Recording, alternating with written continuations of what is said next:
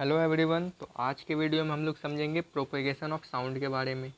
अब propagation of sound के बारे में कल हम लोगों ने इंट्रोडक्शन में समझा ही था कि साउंड को ट्रैवल करने के लिए मीडियम की ज़रूरत होती है।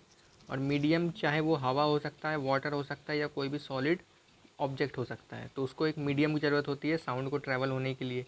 अब हम लोग उसके बारे में अच्छे से समझेंगे कि एक मॉलिक्यूल से दूसरे मॉलिक्यूल्स, अगर मान लिया जाए एयर में ट्रैवल कर रहा है साउंड, ठीक है, मीडियम में एयर अगर उसमें ट्रैवल करता है तो एक पार्टिकल से दूसरे पार्टिकल में कैसे साउंड आगे की ओर बढ़ता है। मतलब साउंड अगर पास कर रहा हो तो एक एयर का पार्टिकल जो है वो दूसरे एयर के पार्टिकल को कैसे डिस्टर्ब करता है या क्या करता है जिससे साउंड जो है वो आगे की ओर बढ़ते जाता है। ठीक है, इससे पहले हम लोग एक एग्जांपल या दो तीन एग्जांपल समझ लेते हैं कि साउंड जो है एक तरीके का क्या है, एक एनर्जी है। इससे रिलेटेड एक एग्जांपल समझते हैं पहले, जिसके लिए एक एक्टिविटी दिया हुआ है, किताबों में भी है, कि अगर हम लोग एक ये फिक्स्ड सरफेस है, ठीक है, इससे एक थ्रेड से बॉब को अटैच कर देते हैं। अब बॉब जैसे कि घड़ी में, पुराने ज़माने की जो घड़ी में या अभी के समय में जो घड़ी आता है जिसमें पेंडुलम होता है, उसको ही बॉब बोलते हैं, जो पेंडुलम लाइक स्ट्रक्चर होता है, ठीक है, गोल सा होता है, राउंड शेप का, तो उसी को बॉब बोल रहे हैं यहाँ पे। ठीक है, एक होता है ट्यूनिंग फॉर्क, ठीक है, कुछ इस तरीके का होता है, त्रिशूल जैसा ही होता है लेकिन इसके बीच में नहीं होता है, एक ट्यूनिंग फॉर्क होता है। और ये अलग अलग फ्रीक्वेंसी का आता है, जो कि साउंड के चैप्टर में हम लोग आगे की ओर आगे में पढ़ेंगे। लेकिन इसमें एक ट्यूनिंग फॉर्क का काम क्या है कि ये साउंड प्रोड्यूस करता है अलग अलग फ्रीक्वेंसी का, तो इसका अलग अलग फ्रीक्वेंसी का साउंड होता है। तो इसको जब हम लोग किसी भी एक रबड़ कॉर्क में अगर हम लोग इसको ठोकते हैं, मतलब ये एक पकड़ने लायक है, इसको जब ठोकते हैं तो ये एक वाइब्रेशन प्रोड्यूस होता है। मतलब इसके इस सरफेस पे वाइब्रेशन होना शुरू हो जाएगा, और इसके इस सरफेस पे भी, जिस भी हम लोग सरफेस पे अगर इसको ठोकते हैं, मतलब इस तरफ से अगर ठोक रहे हैं तो इसका ये वाला सरफेस वाइब्रेट करना शुरू कर देता है। ठीक है, ये पूरा वाइब्रेट करते रह जाएगा और बहुत लंबे समय तक करता है, मतलब लगभग 1 से 1.5 मिनट तक ये वाइब्रेट करते रह जाता है। और इसका धीरे धीरे टेंडेंसी कम हो जाता है वाइब्रेशन करते करते। तो एक वाइब्रेटिंग फॉर्क को जो हम लोग क्या करते हैं, एक बॉब से जब टच कराते हैं, मतलब ये वाइब्रेट करते हुए है, और इसको हम लोग अगर बॉब में टच करा दे तो इससे क्या होता है कि जो इसके अंदर जो साउंड एनर्जी था, जो वाइब्रेशन की वजह से जो साउंड एनर्जी इसके अंदर था, वो क्या हो जाता है, ट्रांसफ़र हो जाता है, किसमें, बॉब में ट्रांसफ़र हो जाता है। मतलब इस जो पेंडुलम लाइक स्ट्रक्चर जो अटैच है वो सीलिंग में, तो इससे क्या हम लोग को दिखाई देता है कि बॉब जो है वो कुछ इस तरीके से इधर की ओर ठोकर खाते हुए ये टू और फ्रो मोशन करने लग जाता है। मतलब इसके अंदर ऑटोमेटिक एनर्जी आ जाता है। जैसे ही हम लोग इस वाइब्रेटिंग फॉर्क को बॉब से अटैच कराते हैं या टच करते हैं थोड़ा सा, तो इसका जो एनर्जी है, साउंड एनर्जी, वो इसमें ट्रांसफ़र हो जाएगा। इसके कारण से ये जो बॉब है वो क्या करने लग जाएगा, टू और फ्रो मोशन करने लग जाएगा। तो इससे हम लोग बोल सकते हैं कि साउंड एक फॉर्म ऑफ एनर्जी है, जो कि क्या करता है, एक एनर्जी से एक ऑब्जेक्ट से दूसरे ऑब्जेक्ट में एनर्जी ट्रांसफ़र करता है। अब इससे अगर हम लोग, ये तो घर में कर नहीं सकते एक्सपेरिमेंट, इसके लिए तो एक फिज़िक्स का लैब ही चाहिए, लेकिन घर में करने लायक एक्सपेरिमेंट हम लोग कर सकते हैं अगर हम लोग के पास एक साइकिल रहता है। ठीक है, सभी की साइकिल में एक घंटी होता है, रिंग होता है घंटी। घंटी का हम लोग कुछ इस तरीके का देखते हैं, ये होता है गोल जैसा, और इधर एक इसका चाबी जैसा बना रहता है। ठीक है, ऐसा कुछ स्ट्रक्चर होता है, और इसके अंदर एक ऐसा मैकेनिज़्म है कि जैसे हम लोग इसको प्रेस करते हैं तो अंदर में क्या होता है, दो तीन जो मैकेनिज़्म है वो क्या करता है, वाइब्रेट करना शुरू करता है, जिसकी वजह से हम लोग को साउंड सुनाई देता है। लेकिन अगर हम लोग साइकिल के घंटे को अपने हाथों से कवर करके फिर बजाते हैं तो साउंड जो है इसका बहुत धीमा आता है, मतलब बहुत दबा हुआ साउंड आता है।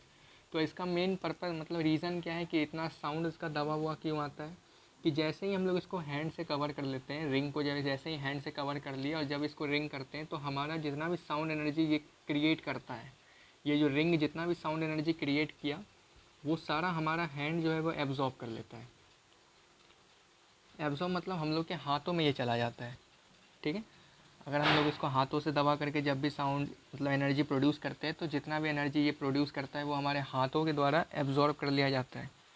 जिससे हम लोग बोल तो सकते हैं कि ये जो वाइब्रेटिंग ऑब्जेक्ट है वो साउंड तो प्रोड्यूस किया, लेकिन हमारे हाथ कवर्ड होने की वजह से इसका साउंड जो है वो बहुत लो हुआ, मतलब थोड़ा सा धीमा पड़ गया। तो ये हम लोग घर में भी एग्जांपल देख सकते हैं।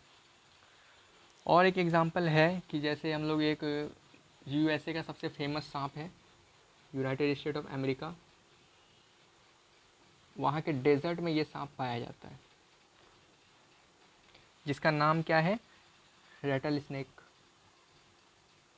अब इस स्नेक का क्या खासियत है कि ये जो स्नेक है वो अपने पूंछ के द्वारा, मतलब इसके टेल्स जो होते हैं, अपने टेल्स के द्वारा ये अपने मतलब टेल से क्या करता है, ज़मीन पर पटकता है, जिसकी वजह से क्या होता है, इसका टेल्स जो है वो आवाज़ क्रिएट करता है, और उसी आवाज़ से इसके जो एनिमीज़ है, मतलब इस सांप के जो एनिमीज़ है वो इससे दूर भागते हैं। मतलब ये जो रेटल स्नेक है वो अपने पूंछ को ज़मीन पर पटकता है, जिससे एक साउंड क्रिएट होता है, जिससे जो एनिमीज़ है इसके वो डरते हैं या तो इसके नज़दीक जाने से थोड़ा हिचकते हैं। एक तरीके से यही है कि साउंड का, एनर्जी का अलग अलग हर जगह फील्ड में अलग अलग यूजेस भी है। अब कोई साउंड प्रोड्यूस करता है डराने के लिए, कोई म्यूज़िकल इंस्ट्रूमेंट बजाता है कंफर्टेबल मतलब फ़ील होने के लिए। तो ये सब कुछ एग्जांपल था, पहला एक बॉब वाला एग्जांपल, दूसरा साइकिल की घंटी वाला एग्जांपल, और तीसरा एक रेटल स्नेक। और एक होता है वाटर का, अगर केस लिया जाए, अगर पानी में बात किया जाए, जहाँ रिवर हो, यहाँ समुद्र हो, वहाँ पे जो डॉल्फिन्स होती हैं, जो डॉल्फिन्स होती हैं, वो डॉल्फिन्स जो है आपस में बात करने के लिए पानी में खुद का ही अलग से साउंड भेजती हैं। ठीक है, खुद का अलग से साउंड भेजती है, जो कि सिर्फ वही समझ सकते हैं, जिसको मतलब जिनका आवाज़ जो है, इनका जो जो आवाज़ ये क्रिएट करती है वो हम लोग सुन ही नहीं पाएंगे। क्यों? क्योंकि इस साउंड का जो आवाज़ होता है उसका जो पिच होता है बहुत ज़्यादा होता है, हाई पिच्ड साउंड होता है। ठीक है, ये कम्युनिकेशन करने के लिए खुद के मतलब कि दो या तीन अगर डॉल्फिन है उस पानी में, तो वो आपस में कम्युनिकेट करने के लिए हाई पिच्ड साउंड का यूज़ करते हैं, ताकि वो एक दूसरे को से जो भी कम्युनिकेट करना चाहे वो कर सकते हैं। तो पानी के केस में हम लोग डॉल्फिन का एग्जांपल ले सकते हैं कि वो लोग भी साउंड क्रिएट करके एक दूसरे से कम्युनिकेट कर सकते हैं। तो इससे हम लोग को एक और बात पता चलता है कि जो साउंड है वो कहाँ पे भी ट्रैवल करता है, वाटर में भी साउंड ट्रैवल करता है। अब मेन बात आता है प्रोपोगेशन ऑफ साउंड। अब आखिरकार एयर का पार्टिकल से दूसरे एयर के पार्टिकल्स में साउंड कैसे ट्रैवल हो रहा है। ठीक है, इसको अच्छे से नीचे समझते हैं। अब जैसे मान लिया जाए, हम लोग को ये बात तो पता है कि सबसे ज़्यादा मेन जो है मीडियम वो एयर ही है साउंड को ट्रैवल करने के लिए। अब आवाज़ हम लोग लगाते हैं या बातचीत करते हैं तो वो कहाँ पे रह के करते हैं, ज़मीन पे रह के करते हैं। हमारे आसपास सराउंडिंग में क्या है, एयर प्रेजेंट है। एयर एक क्या है, मीडियम है साउंड को ट्रैवल करने के लिए। तो अब ये कैसे साउंड एक जगह से दूसरी जगह ट्रैवल करता है। अगर एक इंसान यहाँ पर है, ठीक है, और एक इंसान यहाँ पर है, इस इंसान को आवाज़ लगाना है, इस इंसान मतलब ये कुछ चिल्ला रहा है, इसको यहाँ तक आवाज़ पहुँचना है, तो कैसे पहुँचेगा। तो ये जब आवाज़ यहाँ से आवाज़ भेजता है, ठीक है, ये कुछ बोला, तो इसके मुंह के सामने जितने भी एयर के पार्टिकल्स होंगे ये कुछ इस तरीके से होंगे। जितने भी एयर इतना नज़दीक नज़दीक होते हैं एयर के पार्टिकल्स तो हम लोग देख नहीं पाएंगे, तो ये थोड़ा बड़ा सा डायग्राम करके बता रहे हैं। एयर के पार्टिकल्स कुछ इस तरीके से होंगे। ठीक है, तो एक एयर का पार्टिकल्स में जैसे इनके द्वारा एनर्जी ट्रांसफ़र किया गया, साउंड एनर्जी यहाँ से जैसे एक एयर के पार्टिकल को डिस्टर्ब करता है, इस एयर के पार्टिकल का जो प्रेशर है वो थोड़ा हाई हो जाता है।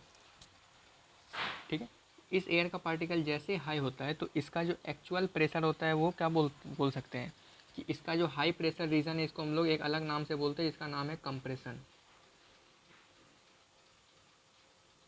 कंप्रेशन, जैसे हम लोग कुछ बोले तो हमारे मुंह के सामने वाले जो एयर के पार्टिकल है वो कंप्रेशन में चले जाते हैं, मतलब इसका जो प्रेशर है वो थोड़ा हाई हो जाता है, वो डिस्टर्ब हो जाते हैं, मतलब वाइब्रेट करना शुरू कर देते हैं एयर पार्टिकल, और इसी वाइब्रेशन की वजह से वो अपने बगल वाले पार्टिकल को डिस्टर्ब करते हैं, जिसके वजह से ये भी वाइब्रेट करना शुरू कर देते हैं। अब जैसे इसका वाइब्रेशन ख़त्म हुआ, इसमें चला गया, फिर ये जो वाइब्रेट कर रहा है ये अपने बगल वाले को डिस्टर्ब कर रहा है, जिसके वजह से हम लोग क्या बोल सकते हैं कि ये एक दूसरे को वाइब्रेट डिस्टर्ब करते करते, वाइब्रेट करते करते ये आवाज़ जो है यहाँ तक इसके ईयर्स तक पहुँचते हैं। ठीक है, ईयर्स तक इसके पहुँचते हैं। अब यहाँ पे एक और टर्म आएगा कि जब ये वाइब्रेटिंग पार्टिकल जब अपना एनर्जी दूसरे पार्टिकल में ट्रांसफ़र करता है तो इसको हम लोग क्या बोलते हैं, कंप्रेशन बोलते हैं, जब ये डिस्टर्ब हो जाता है। जब लेकिन ये अपने ओरिजिनल पोजीशन पे जैसे पहुंच जाता है, ठीक है, जब ये ओरिजिनल पोजीशन में पहुंच जाता है, इस टर्म को हम लोग बोलते हैं रेयर फ्रैक्शन। रेयर फ्रैक्शन,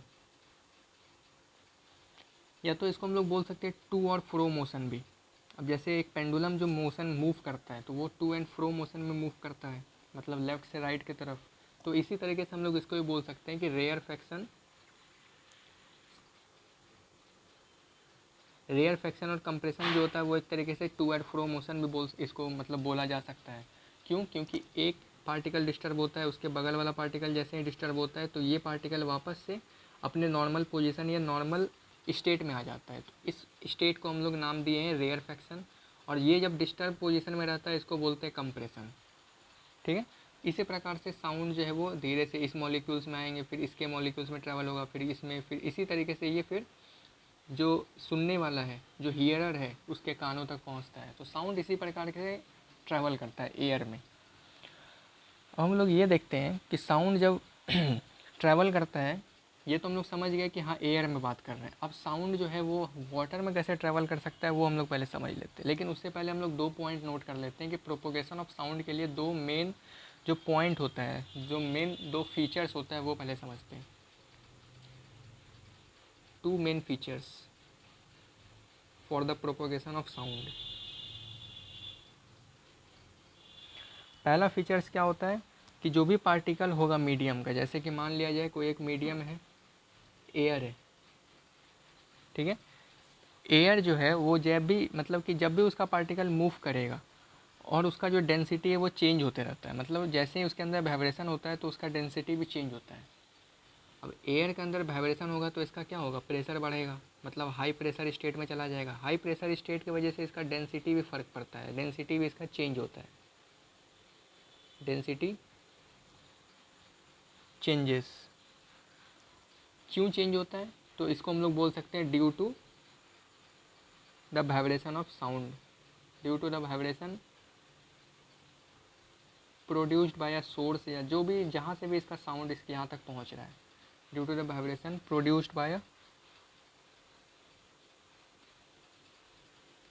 एक सोर्स के द्वारा, मतलब जहाँ से भी आवाज़ आ रहा है उसके वजह से जो एयर के पार्टिकल्स डिस्टर्ब होते हैं तो इससे क्या फ़र्क पड़ता है, तो डेंसिटी उसका चेंज हो सकता है। अब दूसरा पॉइंट क्या है कि the changes in density correspond to a change in pressure. अब जो भी चेंज होता है डेंसिटी में वो किससे रिलेटेड होता है, तो प्रेशर से रिलेटेड होता है। मतलब जो भी डेंसिटी चेंज होगा वो किससे रिलेटेड है, तो प्रेशर से रिलेटेड है। तो ये दूसरा पॉइंट है, इसको एक ही में बता दिए। तो डेंसिटी जो है, पहली बात, एयर जब भी या जब भी कोई भी मीडियम ट्रैवल करता है तो उससे क्या होता है, उससे उसका डेंसिटी में फ़र्क पड़ता है। अब वो फ़र्क क्यों पड़ रहा है, क्योंकि वाइब्रेशन जो होता है, वाइब्रेशन जो होता है वो जो प्रोड्यूस करता है कोई भी सोर्स, जैसे कि कोई सोर्स अगर वाइब्रेशन प्रोड्यूस कर रहा है, या कोई भी लाउड स्पीकर का एग्जांपल ले सकते हैं। लाउड स्पीकर क्या होता है, आवाज़ क्रिएट करता है, आवाज़ देता है। आवाज़ की वजह से जो भी उसके आसपास के एयर के पार्टिकल्स हैं वो क्या होते हैं, डिस्टर्ब होते हैं। तो उन एयर के एक पार्टिकल का अगर हम लोग बात करते हैं तो उसका डेंसिटी जो है वो या तो इंक्रीज़ कर सकता है, जैसे उसका प्रेशर इंक्रीज़ करेगा तो डेंसिटी भी क्या करेगा, थोड़ा इंक्रीज़ कर सकता है। इसी की वजह से हम लोग बोल सकते हैं कि जो एयर का पार्टिकल्स है वो इंक्रीज़ करता है प्रेशर के वजह से। ये था 2 मेन फीचर्स। अब अगले वीडियो में हम लोग समझेंगे कैरेक्टरिस्टिक्स ऑफ साउंड के बारे में, कि साउंड जो है वो कैसे हम लोग कैरेक्टरिस्टिक्स कर सकते हैं। जैसे कि एक मैन का जो साउंड होता है वो डिफरेंट क्यों होता है वुमेन के साउंड से, इस तरीके से हम लोग कैसे फ़र्क कर सकते हैं या फ़र्क क्यों होता है, ये हम लोग कल के वीडियो में समझेंगे। तब तक के लिए थैंक्स फॉर वॉचिंग।